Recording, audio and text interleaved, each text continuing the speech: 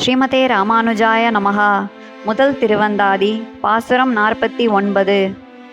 மகிழமரத்தின் விதையை கொண்டு கணிதம் பார்க்கும் வழக்கமுண்டு. அதை கொண்டு கணிதம் பார்ப்பவன் ஒரே மகிழ விதையை கொண்டு ஒரு சமயத்தில் தாழ்ந்த மதிப்பாகவும் மற்றொரு சமயம் உயர்ந்த மதிப்பாகவும் வைத்து கணக்கு பார்ப்பான்.